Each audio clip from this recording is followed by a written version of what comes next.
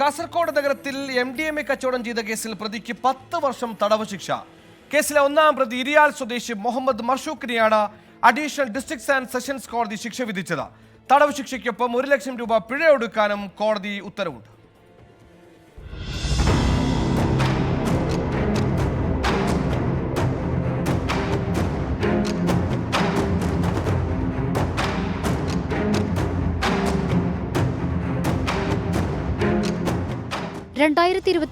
December 26 Kasaragod railway സ്റ്റേഷന് സമീപം പുഴക്കര അബ്ദുൾ റഹ്മാൻ ഹാജി പാർക്കിൽ നിന്ന് മുഹമ്മദ് മർഷൂഖിനെ കഞ്ചാവുമായി പിടികൂടുന്നത്. ടൗൺ SI ആയിരുന്ന വിഷ്ണുപ്രസാദും സംഘവും നടത്തിയ പരിശോധനയിൽ ഇയാളുടെ കൈവശം MDMA ടാബ്ലറ്റും കണ്ടെത്തി. പോലീസിന്റെ ചോദ്യം ചെയ്യലിൽ റെയിൽവേ സ്റ്റേഷന് സമീപം ഫോർട്ടിൻ ലോഡ്ജിൽ വിതരണത്തിനെത്തിച്ച മയക്കുമരുന്ന് സൂക്ഷിച്ചിട്ടുണ്ടെന്ന് പ്രതി സമ്മതിച്ചു. മുഹമ്മദ് മർഷൂഖിനെ സഹായിച്ച കേസിലെ രണ്ടാം പ്രതി നായന്മാർ മൂല സ്വദേശി അഹമ്മദ് നിസാഫ് അൻവറിനെ ടൗൺ CI അജിത്തിന്റെ നേതൃത്വത്തിൽ പിടികൂടി. കുറ്റകൃത്യത്തിന്റെ ഗൗരവം കണക്കിലെടുത്താണ് അഡീഷണൽ ഡിസ്ട്രിക്ട് ആൻഡ് സെഷൻസ് കോടതി ജഡ്ജി K. പ്രിയ ഒന്നാം പ്രതി മുഹമ്മദ് മർഷൂഖിനെ 10 വർഷം തടവിന് ശിക്ഷിച്ചത്.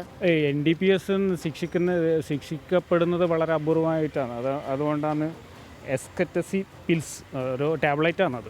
ശരിക്കും പറഞ്ഞാൽ ഇതെന്ന് വെച്ചാൽ ശാസ്ത്രീയമായിട്ടുള്ള പല രീതിയിലെ പ്രശ്നങ്ങളും നേരിടലുണ്ട്. അതായത് ഇപ്പോൾ ശാസ്ത്രീയമായി പോലീസുകൾക്ക് തെളിവ് കൊണ്ടുവരാൻ പറ്റാത്ത പല സാഹചര്യങ്ങളുണ്ട്. അപ്പം കോടതി അതിൻ്റെ രീതിയിലേക്ക് പോകുന്ന സമയത്ത് ആ തെളിവുകൾ അപര്യാപ്തമാണെന്ന് പറഞ്ഞ് വിട്ടുപോകുന്ന സാഹചര്യങ്ങളും കൂടുതൽ. പക്ഷേ ഈ കേസ് നന്ന രീതിയിൽ കൊണ്ടുവന്നിട്ടുണ്ട്. സാഹചര്യ തെളിവുകളുടെ അഭാവത്തിൽ രണ്ടാം പ്രതി അഹമ്മദ് നിസാഫ് അൻവറിനെ വെറുതെ വിട്ടതിനെതിരെ അപ്പീൽ നൽകാനാണ് പ്രോസിക്യൂഷൻ തീരുമാനം.